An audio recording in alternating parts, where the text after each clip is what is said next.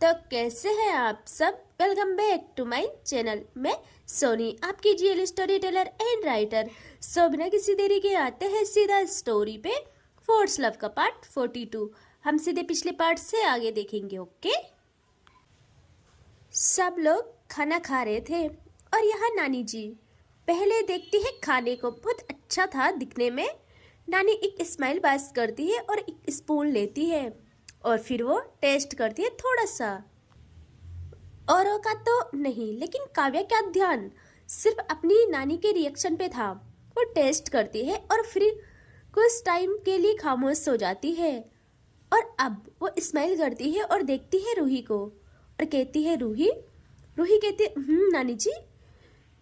वो कहती कि मैंने पहली बार तुम्हारे हाथों का स्वाद लिया है और मेरा मानना है कि ये स्वाद वही ला सकता है खाने में जिसको सदियों का तजुर्बा हो।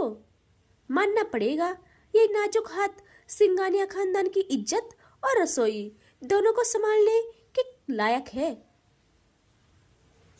दिल से कह रही हूँ, इतनी खुशी मुझे कभी नहीं हुई। मैं बस इसीलिए यहाँ आई थी कि सिर्फ तुम्हें देख सकूं कि किस लड़की से मेरी काव्या की शादी हुई है, लेकिन तुमने मुझे निशब्द कर लिया। और खाना, इसके लिए जितना बोलूं उतना कम। बस ये डर है कि ऐसा खाना रोज मिलेगा तो मैं डाइट भूल जाऊंगी अपनी। अब वो हंसती है। यहाँ रूही भी स्माइल करती है एंड काव्या कहती है, अरे हीरोइन, मुझे सब पता है आपका कौन सा डाइट करती हो आप। नानी कहती, अरे सच में, अब मैं सच में डाइट पे हूँ, लेकिन अब लग रहा डाइट भूलना ही फायदेमंद रहेगा। काव्या कहती है, देखा मेरी बीवी है ना, इसीलिए जितनी तारीफ करूं उतना कम है इनके लिए। रूही काव्या के बगल बैठी थी। वो काव्या को कोहनी मारती है। काव्या धीरे से देखती है रूही को। रूही कहती है, बस करो कुछ भी, हाँ इतना भी अच्छा नहीं है। काव्या कहती है, अरे मैंने कहा ही क्या है, मेरा बस चले तो मैं चांद पे जाके लाउड स्पीकर से सारी दुनिया को बताऊं कि मेरी जान सबसे नायाब है और मेरे बस में हो तो मैं आसमान में जाके सितारे तोड़ लाऊं। रूही कहती है, आराम से बोलिए, आप कुछ भी बोल रहे हो, शांत रहो और खाने पे ध्यान दीजिए। कुछ भी नहीं खा रहे हो आप। काव्या कहती है, अच्छा जी, खा तो लिया मैंने। रूही कहती, कहाँ खाया, तब से बातें कर रहे हो, बस खाओ जल्दी। काव्या देखती है रूही को अच्छे से और उसके मन में ना ऐसे शरारत जागती है। वो कहती है, सच में खा लिया यार मैंने, अब तो मैं बस उठने वाली हूँ। रूही घूरती है काव्या को और कहती है, देखिए बहुत हो रहा है आपका, चुपचाप खाना खाइए। एक स्पून तक आपने ढंग से नहीं खाया। काव्या कहती है, अच्छा। रूही कहती है, क्या अच्छा, चुपचाप खाइए। काव्या कहती है, मैं नहीं खाऊंगी। और जैसे ही काव्या कहती है, रूही टेढ़ी आंखों से देखती है काव्या को। काव्या कहती है, हाँ नहीं खाऊंगी, अगर आप चाहते हो मैं खाऊं तो आप मुझे खुद से खिलाइए, खुद से। रूही धीमे कहती है, क्या जिद है ये। काव्या कहती है, जिद है तो है, बीवी हो मेरी और प्यार करते हो ना मुझसे, तो खिलाओ। रूही कहती है, अच्छा अगर ना खिलाया तो। काव्या कहती है, अगर ना खिलाया तो मैं खाऊंगी ही नहीं, और वैसे भी मुझे पता है आप नहीं खिलाओगी। कोई बात नहीं। और वो ये सब जानबूझ के कहती है और वहां से उठने को होती है। रूही को ना अजीब लगता है। वो जल्दी से काव्या का हाथ पकड़ती है और उसको बिठाती है। और आज वो ना शर्माती है, ना किसी की फिक्र करती है, ना किसी की परवाह। वो जल्दी से स्पून लेती है और उसमें बाइट बनाती है और काव्या की तरफ करती है। यह सब देख रहे थे, लेकिन सब मानो जैसे कुछ देख ही ना रहे हो, ऐसा प्रिटेंड कर रहे थे। सब अपने खाने पे फोकस करते हैं और काव्या का तो प्लान सक्सेसफुल रहता है। वो बस रूही को देखते रहती है। रूही काव्या को पूरा खाना फिनिश करवाती है अच्छे से। और अब वो कहती है, जिद हो या प्यार या पागलपन, जो भी हो आपका, मुझसे शुरू होगी, मुझ पे ख़त्म होना चाहिए बस। काव्या स्माइल करती है और कहती है, जी जी मेरी जान, ये कोई कहने की बात है, हम तो दीवाने हैं आपके, हमें बस आपका चेहरा दिखता है, हम बाकियों के लिए अंधे बन जाते हैं। रूही कहती है, गुड, यही होना चाहिए। और इनका खाना होता है खत्म अब। काव्या की नानी कहती है वहाँ एक सर्वेंट था कि सुनो, वो कहते हैं जी मैम। वो कहती है जाओ, हॉल में मेरा बैग है, उससे लेके आओ। वो भी ले आता है। नानी अब उसमें से एक बॉक्स निकालती है और वो कहती है रूही। रूही कहती है जी नानी। वो कहती है इधर आओ। रूही वहाँ आती है। वो उस बॉक्स को रूही को थामते हुए कहते हैं ये लो, मुंह दिखाई का गिफ्ट। और हाँ, पहली रसोई का गिफ्ट पेंडिंग है, वो हम अपनी हवेली में सबके साथ देंगे। रूही उस गिफ्ट को ले लेती है। यह काव्या की माँ कहती है माँ, आप गिफ्ट लेके आई थी है ना, मतलब आप सब कुछ पहले से मान चुकी थी, फिर हम सबका खून सुखाने की क्या जरूरत थी। तभी नानी कहती अरे तुम क्या जानो अनुराधा, हमें पहले से पता था, अपनी काव्या पे भरोसा था कि मेरी काव्या की पसंद यूं ही तो नहीं हो सकती।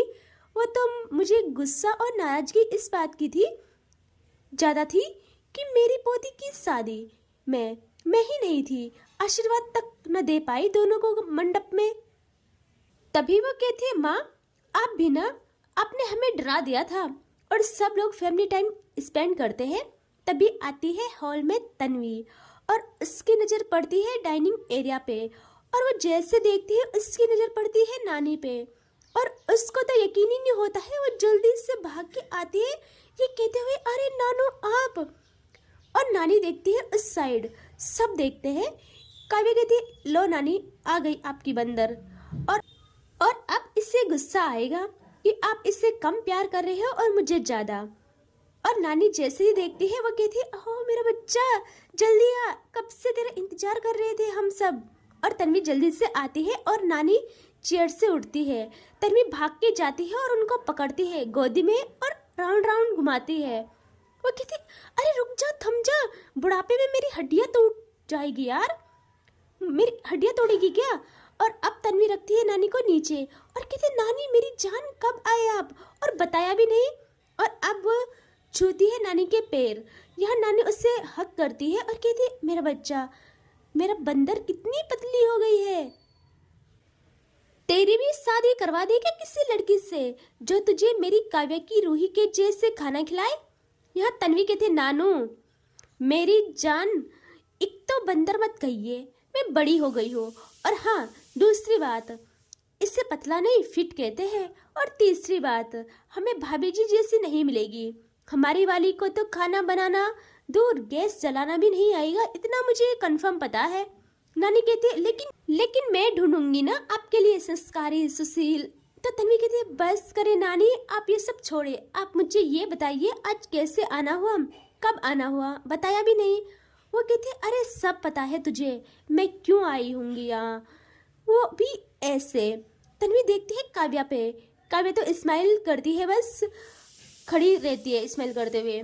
तन्वी कहती है पक्का इसकी शादी का सुन के आए हो ना। वो कहती है हाँ समझदार हो। तन्वी कहती है अच्छा छोड़िए ना आप, आइए बातें करते हैं, मुझे बातें भी करनी है आपसे। और ये लोग आ जाते हैं हॉल में। तन्वी काव्या की बचपन की दोस्त थी और काव्या की पूरी फैमिली तन्वी को जानती थी। उन्होंने हमेशा तन्वी को भरपूर प्यार दिया, बहुत ज़्यादा, और तन्वी भी उनको बहुत प्यार करती थी। यहाँ सब लोग हॉल में बैठते हैं, बातें करते हैं। तभी नानी कहती है सुनो बहुरानी। रूही देखती है नानी को और नानी कहती है जाओ पैकिंग करो।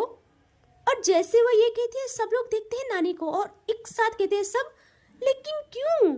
नानी कहती है अरे शांत रहो सब, इतना क्यों हैरान हो रहे हो।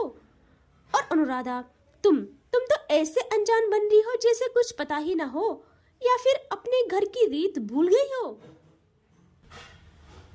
तो काव्या की माँ कहती है माँ आप क्या कह रहे हो, मेरे कुछ समझ नहीं आ रहा है। वो कहती है हाँ ऐसे ही नहीं आता है तेरा कुछ समझ, मेरी बेटी इतनी बड़ी लापरवाह कैसे हो सकती है। शादी हुई है काव्या की और भूल गई जब कुलदेवी के पास झोली फैलाए हमारे पूरे परिवार ने काव्या को मांगा था और उन्होंने हमारे घर में खुशियाँ दी थी काव्या के रूप में, तो उनसे वादा किया था कि हर खुशी आपकी देन होगी, तो उनके बारे में भूल गई। और हमारी रस्में होती है जो शादी के बाद हमारे खानदान वालों से भी तो मिलना है, बहू को पता भी है। सब कितना बेसब्री से इंतजार कर रहे थे, कितने बेताब थे। जब मैं आ रही थी सब लोगों की जुबान में एक ही बात थी, काव्या और उसकी बहू को लेके ही आना। हम गांव जा रहे हैं आज शाम को, तुम्हें आना है तो आना वरना तुम्हारी मर्जी। यहाँ काव्या की माँ कहती है, माँ आप कैसी बात कर रहे हो, मैं क्यों नहीं आऊंगी। और वो हाथ जोड़ती है और आंख बंद करके अपनी कुलदेवी का स्मरण करती है और कहती है, माँ मुझे माफ करना, अपनी बच्ची समझ के मुझसे भूल हो गई। काव्या और रूही तो एक दूसरे को देख रहे थे बस। काव्या अब देखती है अपनी नानी को और कहती है, नानी मैं समझी नहीं, आपका मतलब है कि हम गांव जा रहे हैं, वो भी आज शाम को। नानी कहती है, हाँ यही है मेरा मतलब। काव्या कहती है, क्या? और वो तन्वी को देखती है और कहती है, तन्वी तू सुन रही है ना क्या बोल रही है नानी। नानी कहती है, वो क्या सुनेगी, वो भी तो आ रही है। यहाँ तन्वी जल्दी से नानी की तरफ मुड़ती है और कहती है, क्या क्या बोल रहे हो आप नानी, मैं नहीं आ सकती हूँ, मुझे बहुत काम है। तभी नानी तन्वी को देखती है और उसका कान पकड़ती है और कहती है, अब इतनी बड़ी हो गई है, नानी की बात को ना बोल रही है। भूल गई, जब छोटी थी तो मेरी गोदी में आके एक ही सवाल करती थी कि नानी गांव चले, और अब देखो डायरेक्ट मुंह पे मना कर रही है। काव्या ना हंसती है और कहती है, नानी अब सही कह रही हो, इसको लपेटो अब। तन्वी अपना कान छुड़ा के देखती है काव्या को और कहती है, बेटा तेरा भी वक्त आएगा, तू रुक जरा, बताऊंगी तुझे। बहुत हंसी आ रही है ना तुझे। और वो अगेन नानी को कहती है, नानी समझो ना, मेरी ना बहुत सारी मीटिंग्स पेंडिंग पड़ी है, बहुत जरूरी काम है। नानी जैसे सुनती है वो थोड़ा थम जाती है, वो कहती है, सच्ची बोल रही है, इतना जरूरी है। काव्या कहती है बीच में, नानी इसकी बातों का भरोसा मत करे, झूठी है एक नंबर की, मुझे पता है सब कुछ, इससे ज्यादा इसके बारे में मैं जानती हूँ, कोई काम वाम नहीं है इससे, बस बहाने कर रही है। तभी नानी जैसे सुनती है वो घूरती है तन्वी को और कहती है, क्या अब झूठ भी बोलेगी मुझसे? कोई बात नहीं, मत आ, लेकिन याद रखना मुझसे बात मत करना फिर। सब लोग कितना याद कर रहे थे घर में, सबको पता है, काव्य के साथ साथ तेरा इंतजार भी रहता है सबको, कितनी रौनक होती है घर में तुम लोगों के आने से। और वो ना मुंह फुला लेते हैं। यहाँ तन्वी कहती है, बस करो आप लोग इमोशनल ब्लैकमेल कर देते हो। और नानू मेरी जान, मैं आ रही हूँ पक्का। यहाँ वो स्माइल करती है और कहती है, देखा मान गई ना, अब जा जल्दी पैकिंग कर अपनी। यहाँ काव्या कहती है रूही को कि रूही कहती है, हाँ। काव्या कहती है, थोड़ा रूम में आना। रूही कहती है, ठीक है। और काव्या सबको कहती है कि अभी आए हाँ हम। तो काव्या की नानी कहती है, पैकिंग करके ही आना। काव्या कहती है, ओके मेरी जान। और ये दोनों आ जाते हैं रूम में। यहाँ रूही पहले रूम में आती है, काव्या पीछे से आके डोर बंद करती है और अब कहती है वह रूही को कि जान। रूही देखती है काव्या को और कहती है, बोलिए ना। काव्या कहती है, जान तुम क्या चाहती हो? रूही कहती है, किस बारे में? काव्या कहती है, गांव जाने के बारे में। क्या चाहते हो बताओ, जाना है या नहीं? देखिए कोई प्रेशर नहीं है, आपका जो मन करे वो करना प्लीज। यहाँ रूही कहती है, अरे आप इतना क्यों सोच रहे हो? और आपको पता है ना मेरी भगवान जी में कितनी आस्था है।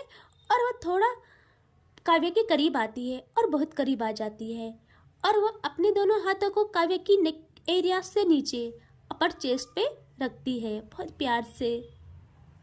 और ना अब रूही अपनी पलकें उठा के देखती है काव्या को और कहती है, वैसे भी आपके लिए कर रहे हैं सब कुछ।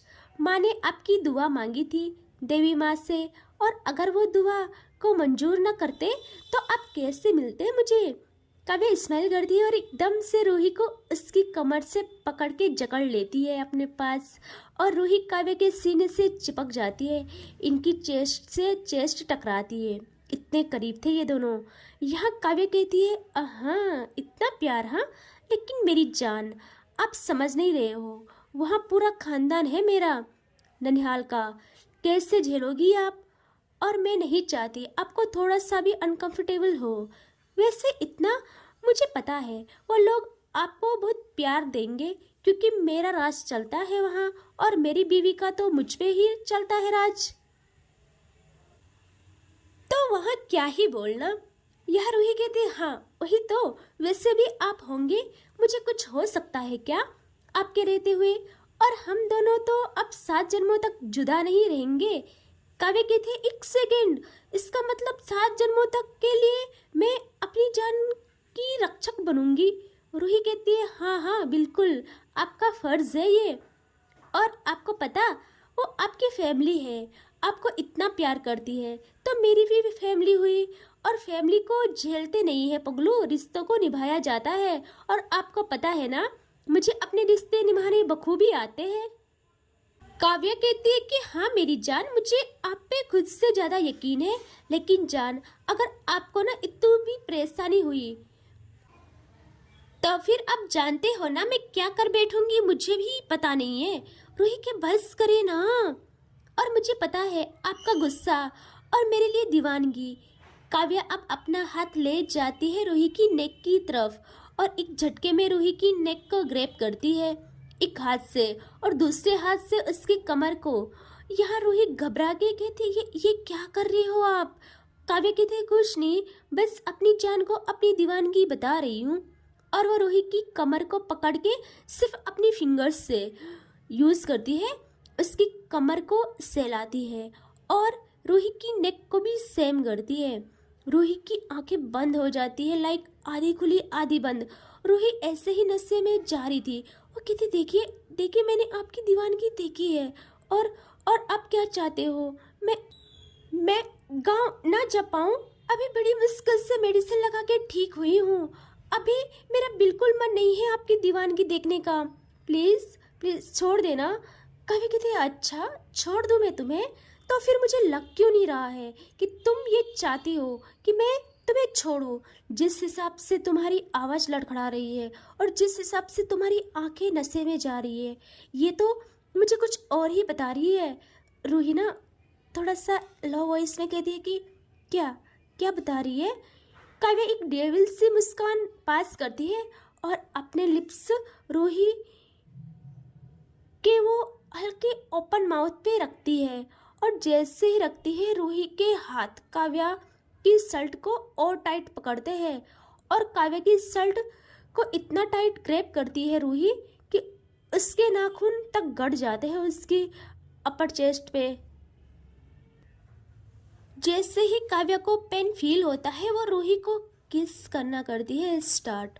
पहले तो बस रखे हुए थी हॉट, अब वो प्रॉपर किस स्टार्ट करती है अच्छे से। और रूही भी खुद की फीलिंग्स से हार कर काव्या का साथ देने लगती है अच्छे से। और इनकी किस डीप पे डीप और पैशनेट होती जाती है। लगभग 5 मिनट तक ये बहुत अच्छी वाली वेट किस करते हैं, लाइक होता ना सलाइवा ट्रांसफ़र वाला, लाइक दैट। लेकिन एक दूसरे को कोई भी छोड़ नहीं रहे थे।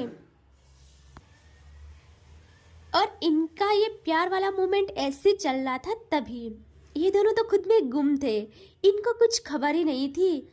तभी इनका डोर होता है ओपन, क्योंकि ये लोग ना लॉक करना भूल गए थे, बस बंद किया था। और जैसे ओपन होता है, आवाज़ आती है, I am sorry really sorry. हाँ, और दरवाजे के खुलने की आवाज़। और ये आवाज़ से दोनों की आंखें जो बंद थी वो एकदम से खुल जाती है और दोनों वहीं पे फ्रीज, सेम सिचुएशन में। रूही को थोड़ा सेंस आता है कुछ टाइम बाद। वो काव्या को पीछे पुश करती है, उसकी चेस्ट से पे हाथ रखे उसे पीछे धक्का देती है खुद से और जल्दी से वहाँ से भाग के जाती है वॉशरूम में। उससे बहुत शर्म आती है यार। यहाँ काव्या तो अभी भी सेंस में नहीं थी। कुछ टाइम बाद वो घूमती है पीछे और देखती है डोर की तरफ, जहाँ तन्वी आंखों पे हाथ लगाए, दोनों हाथ लगाए खड़ी थी और कह रही थी, आई एम सॉरी यार। और इससे आगे देखेंगे नेक्स्ट पार्ट में, ठीक है? Take care, bye bye.